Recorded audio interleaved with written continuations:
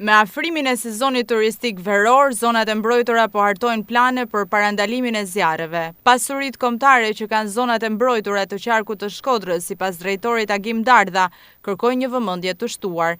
Eksperienca ndër vite ka treguar se nuk ka munguar bashkëpunimi me institucionet, por duhet një koordinim më i madh në mënyrë që të mbrohen sipërfaqet e zonave të mbrojtura.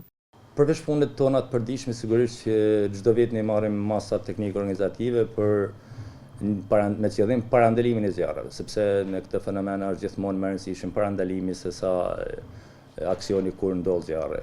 Dhe nga statistikat e viteve të fundit, sipërfaqja e territorit të zonave të mëdha të qarkut Shkodër është sigurisht sipërfaqja më pak e dëmtuar nga fenomeni i zjarreve. Ne kemi rreth 105.000 hektar sipërfaqe në qarkun tonë të Shkodrës dhe sipërfaqja e djegur plotësisht vitet e fundit nuk ka ekzistuar. Mund të kemi shembullin e më të mirë të Draboshit që tani gjithë e dimë sa është një ndër zonat më të rrezikshme edhe më permanente për djegje dhe kemi mbi 12 vite që gjitha zjarret janë eliminuar që në themel. Por më kryesorja është që mos të kemi zjarre sepse pastaj menaxhimi është shumë më i vështirë. Është më lehtë parandalimi se sa menaxhimi i tyre në rast se shfaset zjarret. Parandalimi i duhur në parë që mos ta ndezin pyet, kur ata që vizitojnë natyrën, kur të ndezin zjarret dhe bëjnë kampinge të kenë kushtet e përshtatshme për që zjarret të shuhet në kohë dhe mos ta lëni vetëm.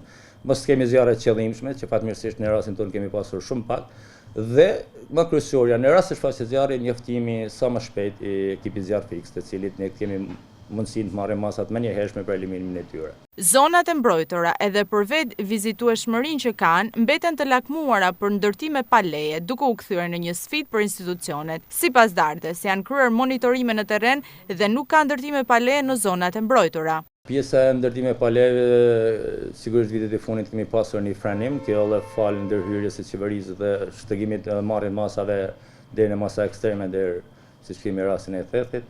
Por fenomenet sporadike ka kudo, kështu që nga ana jonë janë marrë masa dhe përgatitja e dosjeve për dërgimin e tyre në polici dhe pranë prokurisë rrethgjithësore Shkodër.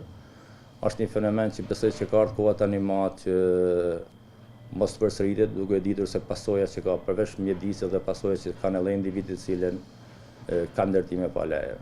Vitet e shkuara, sipërfaqet e zonave të mbrojtura janë përballur me shumë zjarre, ndërsa sipërfaqet e tëra në Theth janë pushtuar nga ndërtime pa leje.